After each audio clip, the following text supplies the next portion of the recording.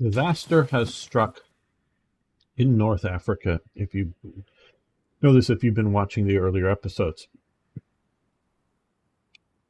Can we fix this? Well, only really by going back in time. So that's what we're going to do. So this won't be the same as last time. I am not sort of the definition of crazy is do the same thing over and over and expecting different results. No, we're going to be doing different things here. So before we get the clock rolling here, I will be explaining what I'm going to try to be doing. Well, one, we're going to give him a leader. It'll be Kurt Student. He was the sort of commander of the 1st Airborne Division, and we're going to send him on a train toward Toronto. I gather you cannot air transport. Though, hey, if you can, I know how to do a paradrop, but you can't just load them on planes and shift them around like in Hoi 3. There's still some things that are better about Hoi 3 than Hoi 4. Now, mentioning that, we're going to send this transport unit down here. So what I'm thinking of doing to talk about some of the strategy plans here for North Africa. I'm going to upgun these divisions. I'm going to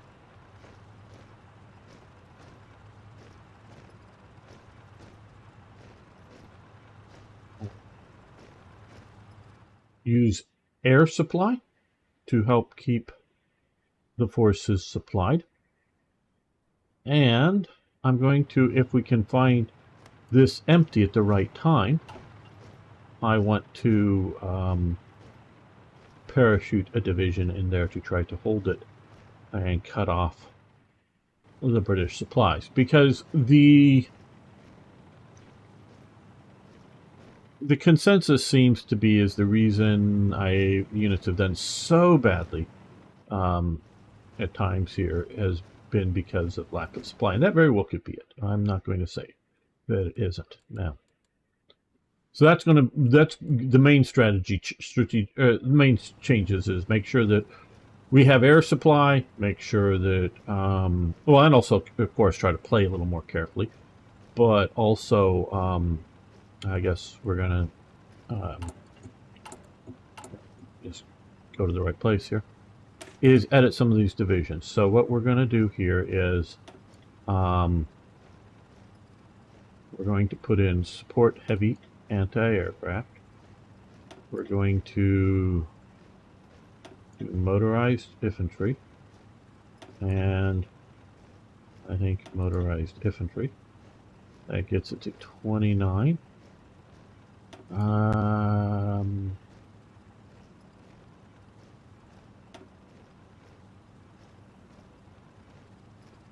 We have enough for all of that. Heavy artillery as well. That is, yeah, support. Yeah, that should. Oh, what? Speed. Okay. I'm gonna reset this. I want to check out. Okay, speed. I want to see if any of these things affect speed. And no, it doesn't appear to.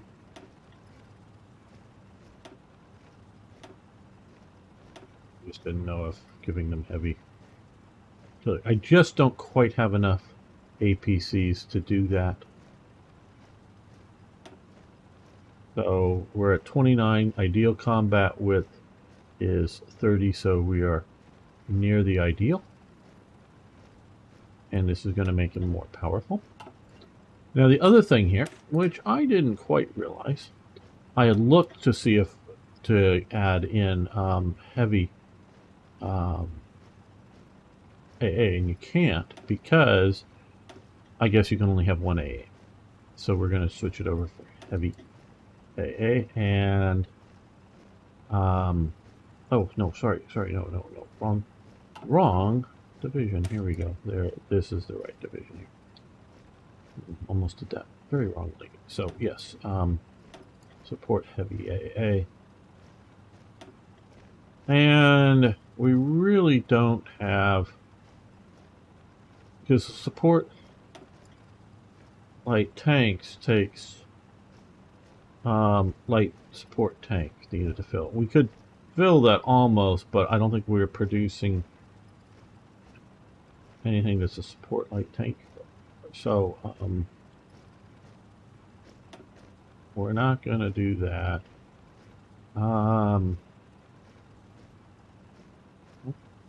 Okay.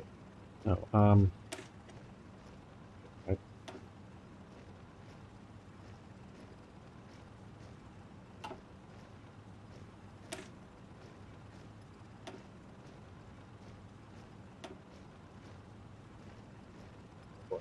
And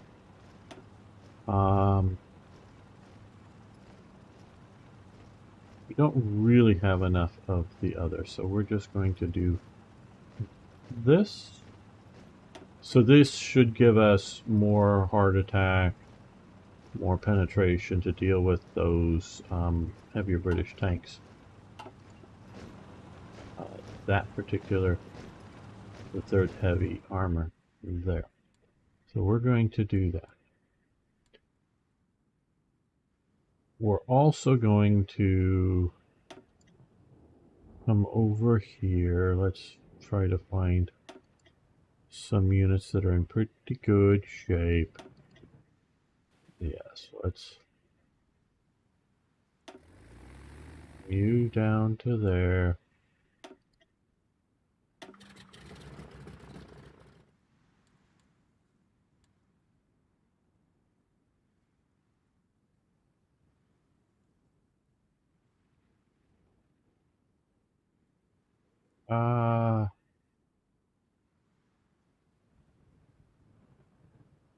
Yeah, probably these guys. Down here, move them to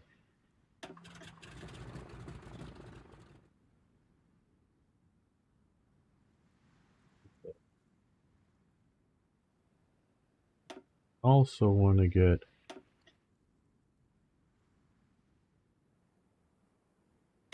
these guys.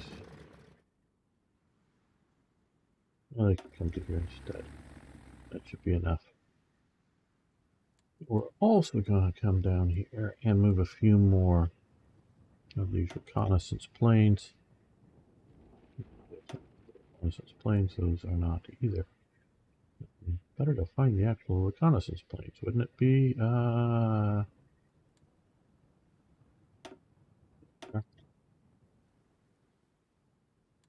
We're gonna send these guys down to here.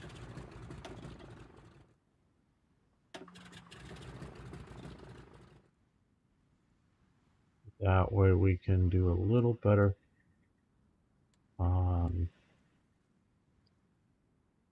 operating from there. And over here,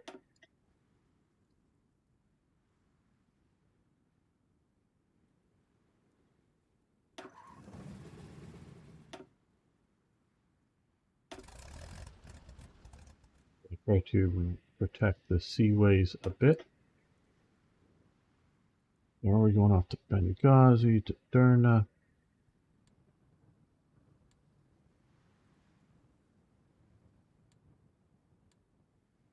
We have a bunch operating up here in Norway.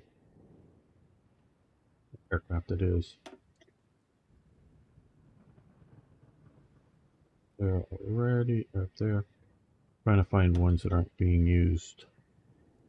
Like here. Yeah.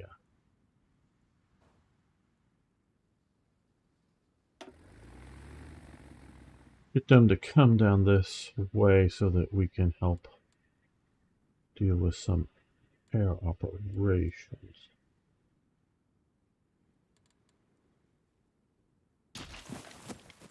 Now, over here, we are still, because we've gone back, we're going to take this.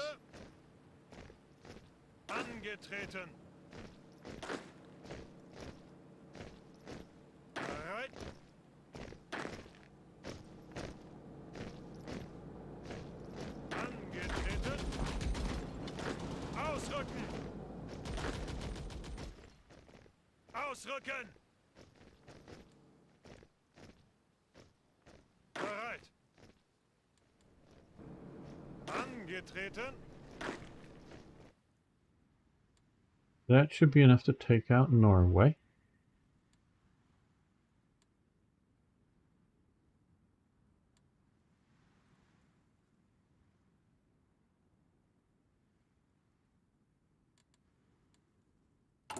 Right, there are a few decisions I think I need to deal with here. Okay,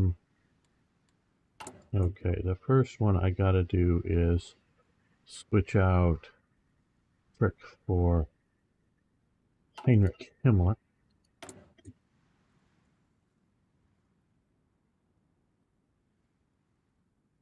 Hello, Arno. How you doing? Yeah, people should fear him. See, he has really bad breath. No, I don't know. I've never been close enough to Arno to know.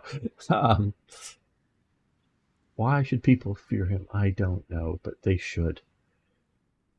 Okay, let's look. We have here almost double, not quite, but almost double the needed brains. I'm doing well as well. Arno, good to hear that you're doing well. And hello, Turnlow. Evil, bad breath is optional. Okay. Yeah, we all have the moments. Um,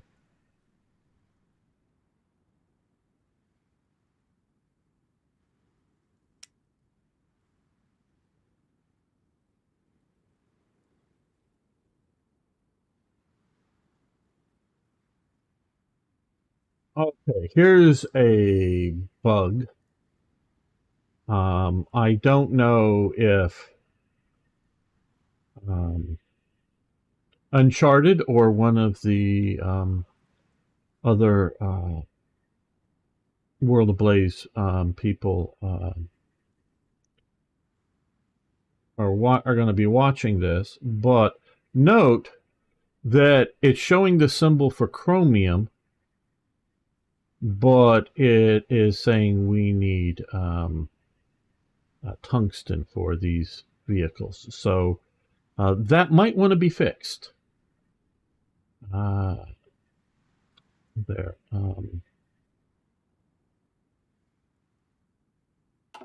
That is an issue.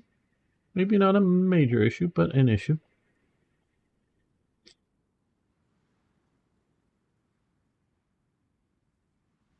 Now we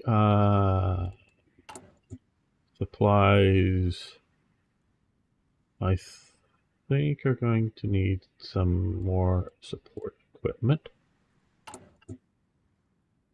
And they use aluminum, steel, which we're going to have to work with, but we're going to reduce down by, well, we're going to switch. So we're going to, let's go down to two of these, by two of these. Let's go up to there.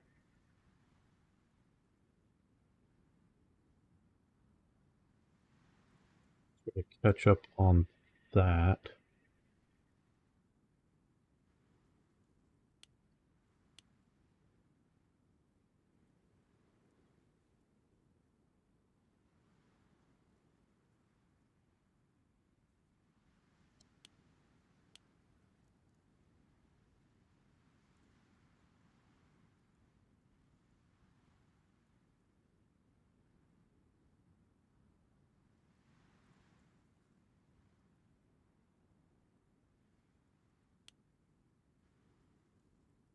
We're going to have something that's going to help us here soon with some of, especially the tungsten issue.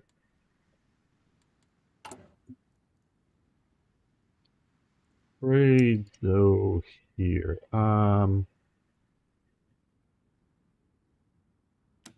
Let's grab one more here.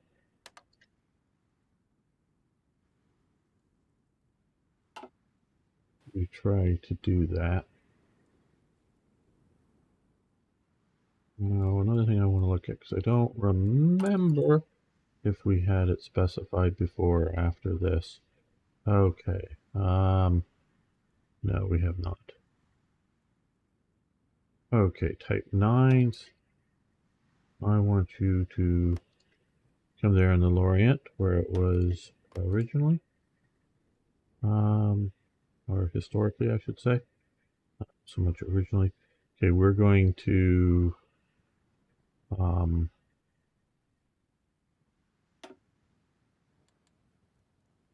no, we can put you up here in West. I know we already have a few coming here. These guys, I want to make sure they show up back up here in Germany. We can put them in Kiel. Brittany. Location for transports. And down here, okay, we'll just finish off. I don't even really know if it's worth. We haven't had any steel here. We'll get this sorted, but we'll just do one more and we'll have you out there.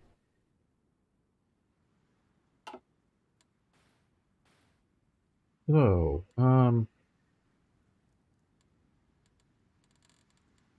let's take a quick scan through here. I don't want to do anything that's going to cost political power for the moment because I need the 100 pretty quickly. And some of this other stuff can honestly wait.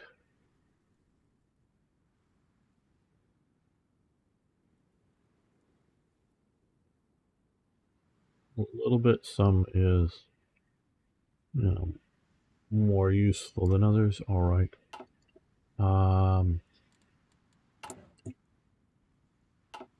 Vienna award is coming.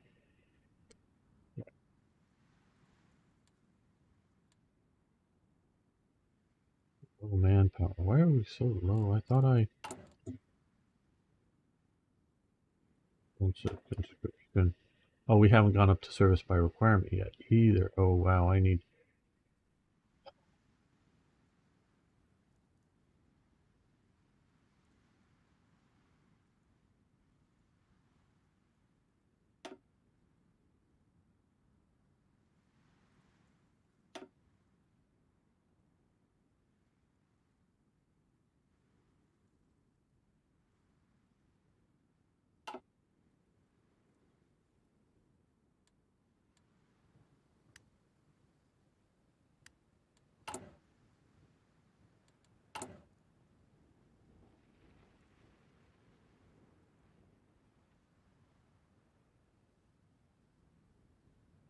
You know, this is part of it. Why I hate cheating, but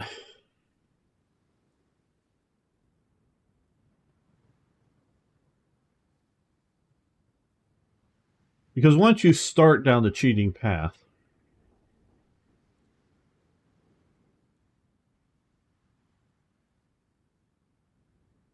you just keep doing it. And I don't know why holding this speech should cost me any political power, because Versailles Avenge speech, in my opinion, would be something that would give you political power, because not just the speech. Now, I don't know. I've not listened to, Hitler to me just sounds like a bunch of screeching. Periodically, I think I understand a word here or there.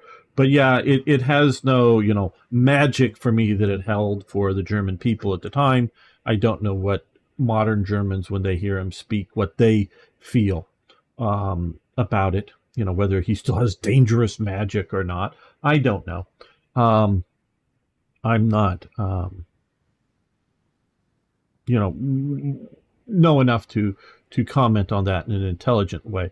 But so to me, it's just a lot of screeching in German, and I'm not even like sometimes you can hear people speaking in other languages, and just the rhythm, the cadence, the tones, they all sound good. I mean, it just, without necessarily understanding it, he just sounds like he's screeching. Just a brief is how he would normally go. Is he, okay. First, normally, for most of the speeches, uh, Rudolf Hess, this guy here, would come up and give an opening speech. Generally speaking, I don't know so much about Hess, but by the time Hitler gets there, it's late, and it was they wanted the people to be in the audience and sit there for like an hour or more before anything really, before Hitler gets started. They wanted the people not just to like make sure everybody was there when he starts. No, they wanted them there. They wanted them waiting for a while. That was part of the formula that they used. Rudolf Hess would give a opening speech. I don't know how long. Again, I'm not German. I don't understand the language, so listening to these things mean nearly nothing to me. Reading them, and I have not, like on the Versailles Treaty or speech, but I have read, translation transcripts, excerpts at least from some of these speeches, but the speech itself doesn't mean anything. But so first it would, Rudolf Hess would come out as sort of the warm-up act. He was really popular in Germany. And he would do the sort of warm-up. Then Hitler would come out. The audience anticipation would be building. And this even goes back into the late 1920s, before they're in power, up until, the 1933 is beginning of that, is when he comes in power, and beyond. Hitler would come in and start speaking very softly, so that everyone has to sort of strain to hear him. They gotta pay attention to what is he saying. Sort of that technique. Everyone's so they have to work to pay attention to hear what he is saying. That sort of gets them to in there to paying, and that, but then they're also paying attention to what he is saying instead of just words coming out. Sure, Arno. And then he would build up into a more and more of a fevered pitch of speaking, applause lines, Heil Hitler, shouting, whatever, building it up to, to a climax that, everybody is shouting, Heil Hitler, clapping, whatever.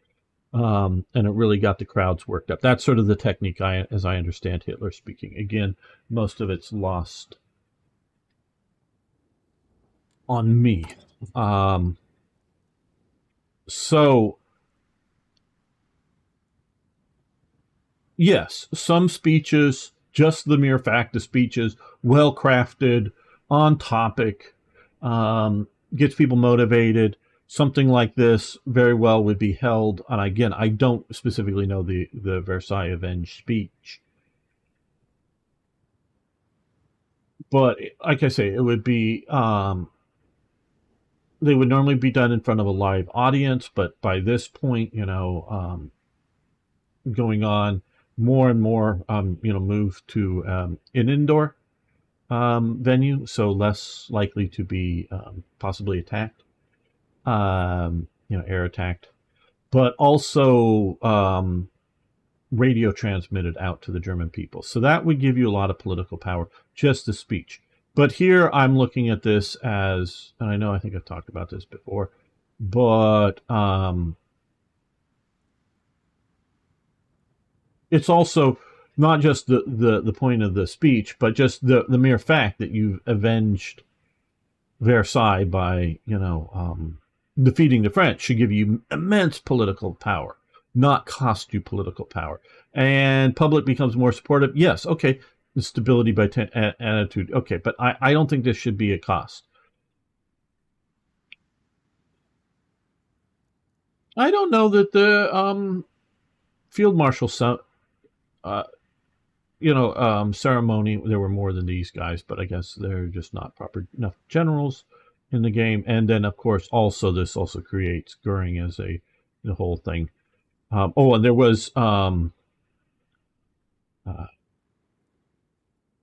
another one there because I do see Kesselring, um, but for air, but that really isn't in the game. So I see that as a you know since it's sort of a one-time thing anyways, I don't know why it would cost. It might not really give you political power, but I would say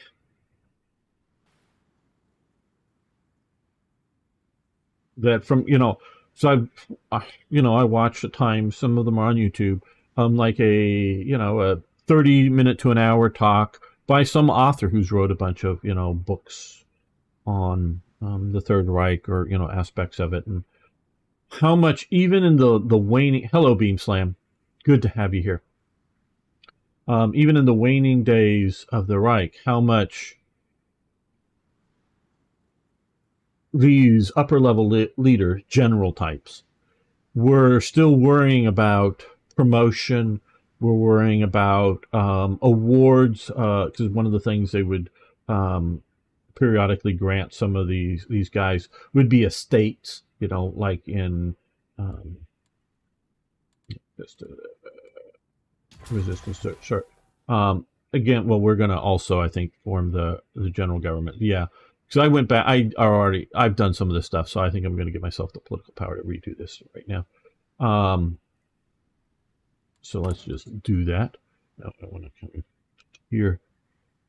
Let's do PP 200. I might want to give myself some more, but we're at least going to do PP 200. Close that up. We are going to form the general government. I know they call it Poland here, and I'm sure Uncharted knows it was not, but that just gives the average player. This part, what is now resistance, here is mostly formerly part of the old German Empire, and I would say there is very little resistance, and I would say that there is very high levels of what's their term now, compliance in this part, because it's sort of like the old bosses are back again. You can talk about Poznan or a few places. It might be a bit more to integrate, but at least, shall we say, in comparison to integrating these other parts in, this is remarkably easy, and so is Alsace-Lorraine region as well. So, but a lot of the generals were, or some of the generals were given like estates, significant ones here. And they're worrying about this as the Soviets are pushing in. They're worrying about where their estate is and which one they might want to pick. In the waning days, this is like late 44 and whatnot, the second half of 44 into 45. They're worrying about this crap. Worrying about their careers. Am I going to get the next promotion? It's not, I get, if I was a general, I'd be worrying about where I'm going to get supplies for my troops, whether it's food or whether it's artillery shells. So, or fuel. But no, they're worried. These guys are worried about that. So I can only imagine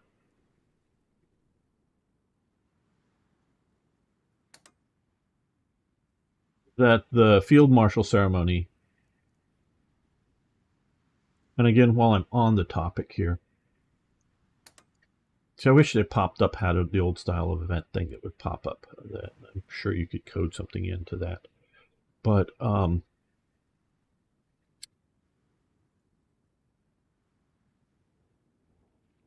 prior to this ceremony, well, it's confusing mess, shall we say. But the order of the hierarchy for Germany is Hitler's on top. He is combined the position of chancellor, which is head of government, and the position of president, which is head of state. I won't go and explain the difference there. If you don't know, look it up. He's combined those into one. And he's there, and called the position Führer, or leader. He is deputy Führer, so he is under Hitler. So directly goes, chain of command is, Hitler, then deputy Führer. It's ambiguous if he would be in charge of the military, and or does the military direct? Functionally, okay, what we're talking about, he is mostly running the party in practice. Sometimes tables of organization don't always give you the real alignments of power. So if you look up some table of organization, may not be quite matching what I'm saying. But this is more the practical thing. He is deputy Führer. So in theory, if in 1938 he died in an assassination attempt, which there were many over the years, he's now in charge, and he's quite popular. Hello, Sophie. How you doing? And hello, amazing Grudiger. I'm probably butchering that. Glad to see you as well. But he's basically second in line of succession. Definitely the guy who's running the party. He is running the party apparatus, which is, as time goes on, party and state are merging, and that it doesn't happen, 1933, January, they're completely separate. Hitler's in power, but there's the party and there's the state. As time goes on, and it definitely accelerates after Hindenburg's death, there is a merging of party and state. It is not meant ultimately to be separate. The party and the state offices, whether it's the post office or, diplomatic service or whatever government offices there are, government and party offices are meant to, well, of course I missed you. I miss everyone who wasn't here. Though Sophie, I don't recognize from before. Glad to have you. I guess you're new here. These new live stream posting. Hey, if everyone on YouTube at least, can you smash that like button? And of course, if you haven't already, please subscribe. So there's definitely, the idea as going on merging party and state. That's the intention. So he is very much the guy who's functionally, Rudolf Hess is running the party as deputy Führer. Hitler is not. Hitler is more when there is conflicts either between, these top level guys here that are just below Rudolf Hess, but Rudolf Hess has, really can't tell Goering what to go do. Fritz Todt, he's pretty far down. He could, maybe not, depending on when we're talking about, Ribbentrop. Goebbels definitely, Goebbels is doing what Goebbels wants to do. So when there's conflict between this sort of level of people, Hitler is solving it. Normally when there's conflict between, say, different Gauleiters or whatever, normally it's Rudolf Hess solving it. But sometimes people are appealing to Hitler and getting sort of final judgment from Hitler. So that is. Now, again, back to the field marshal ceremony. Part of what goes on is they create a bunch of field marshals and some other promotions, but there's definitely a Luftwaffe and a Heers or Army. And I'm trying to remember if there was a naval, because there wasn't a whole lot of naval action at that time to maybe promote people. I don't know. The other thing happens, and in that succession of ceremonies, is Goering. He's given a super big special Iron Cross. He's the only one that's ever awarded it. I forget the exact title of it. And it isn't just, Iron Cross, First Class, or no, sorry, not Iron Cross. Knight's Cross is above the Iron Cross. Knight's Cross, and then, Knight's Cross with oak leaves, Knight's Cross with, swords, oak leaves and swords, and then, diamonds or whatever. There's sort of gradients of the Knight's Cross. Goering is given, I forget the exact title of it, but he's given a super special, super big Iron Cross that has, sort of like edged in silver. But Goering doesn't think that looks quite good enough, so he has it, whoever, jeweler or whatever, take it out and edge it in platinum so it shines even better. Shinier Iron Cross. He's super shiny Iron Cross. Super big, shiny Iron Cross. He's given that, and that's just obviously nice jewelry for him to wear around. But what he has made here, because he is already an air marshal, which is equivalent to a field marshal, just the guy in the air, the marshal in the air. He is made Reich Marshal.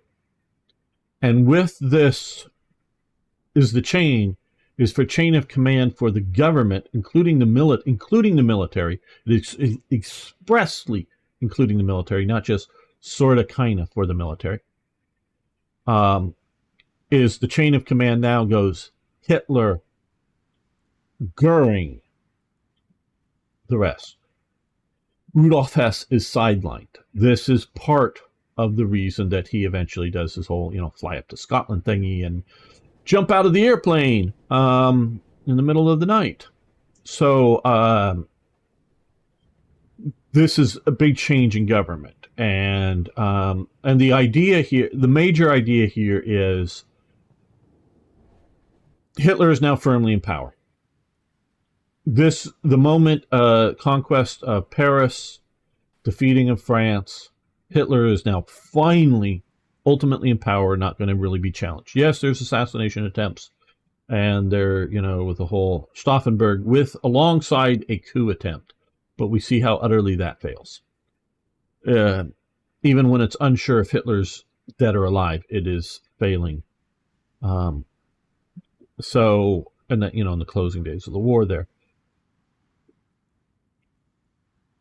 But Hitler knows that he may not survive this war because of assassination attempts or bombing or whatever. They wanted to make sure that Goering succeeds Hitler, not Rudolf Hess, because Goering is a military man, and he can it is perceived, it is believed that he can control the military. Obviously, he already has control of the Luftwaffe. And he'll be both, head of government and head of the military if Hitler dies. And so this sideline Rudolf Hess. So that is that is the real importance of that ceremony. We're also going to go over to, we haven't issued bonds yet. Okay, I'm going to give myself another 100 political power. Like I say, I know I did this.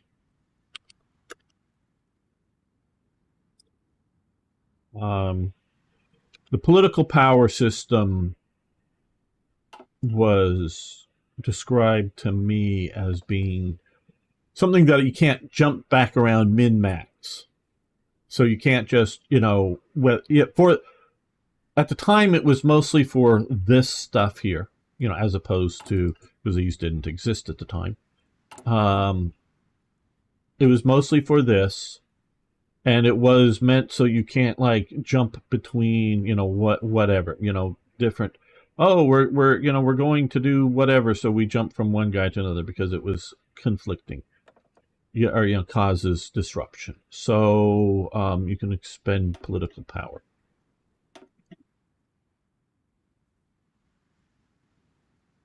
So we're going to put Himmler in charge here, and we're going to do service by requirements. So switch what we want to do for the rest of the war. Okay, that basically uses up the political power that I granted myself. I think it was at 71. Now we're at 72. And I agree with the idea of the system of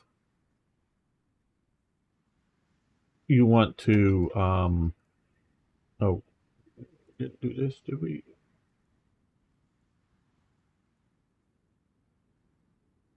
Didn't I? Well, we're doing this now.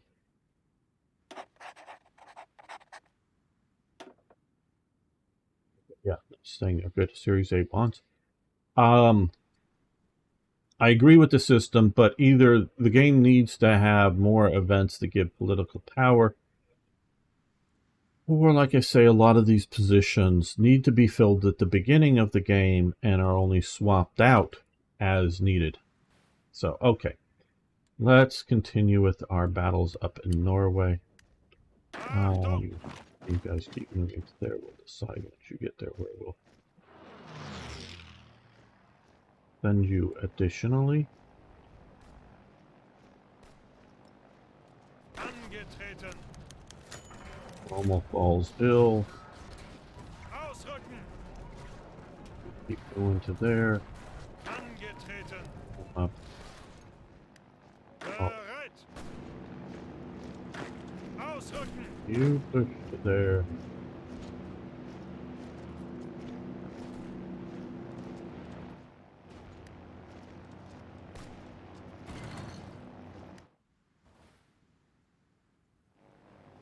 Greift weiter an! Achtung!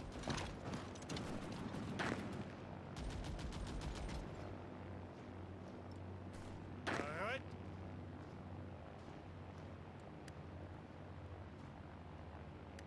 Befehle! Ausrücken!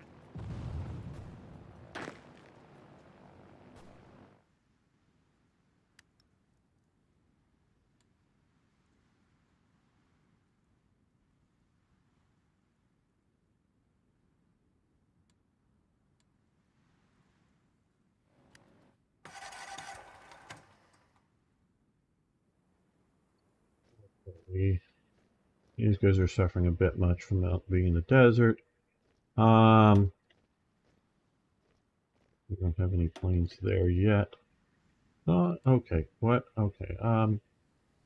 Partially I've sort of test played this, so I'm a little confused about exactly what I have done and haven't done. Let's come here. Let's up another transport unit. Okay, they're bombing in here.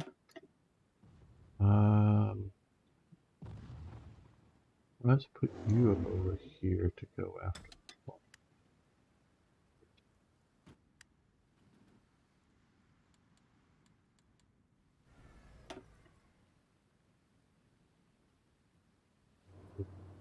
Do have these guys. They're okay. They're the ones that are going after bombers there. I know I've shifted a bunch of air to other regions, which is useful.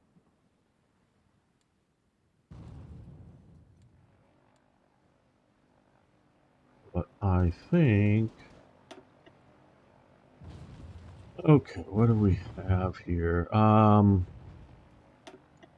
Let's shift you back to the Netherlands.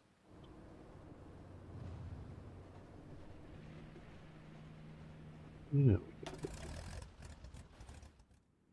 and put you up over here so you get there.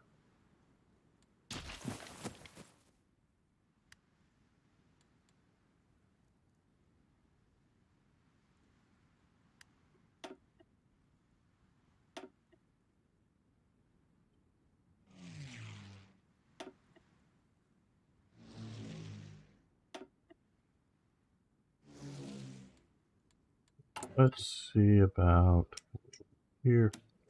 I'm getting a little more oil in. Okay, now we are still... Well, we got more than that we need. Okay. Oh, what we also need to do, though, is...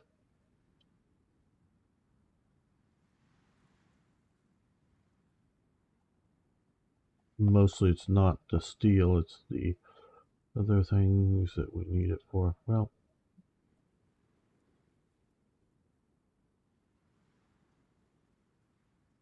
Let's go back and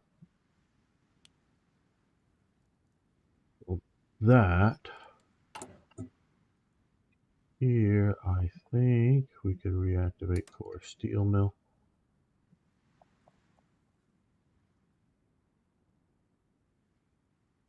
And we want to do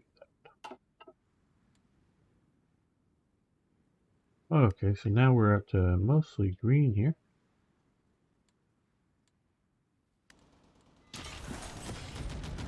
Angetreten. Befehle.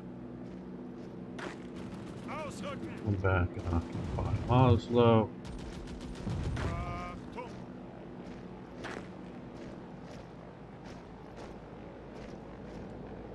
Bereit.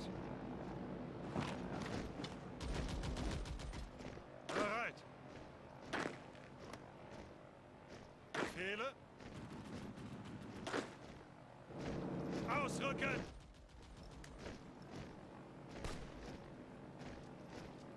Angetreten. Ah, yes. One of our submarines, I think, was completed. Because we're going back to making Type 9s. And we're going to be putting them in here.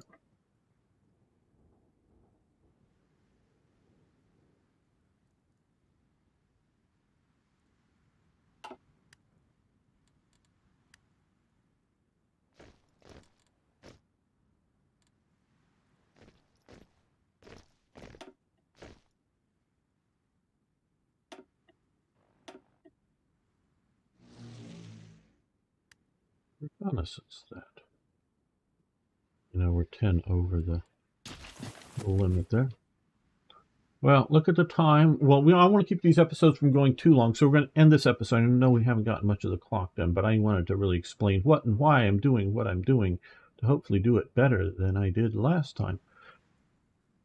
So thank you all so much. If you haven't already, please subscribe to the channel and post a comment. I love hearing from you.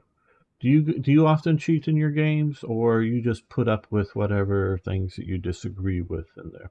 I'd love to hear that. Am I just on my own and doing this? Well, see you next time for more, yes, even more Heart So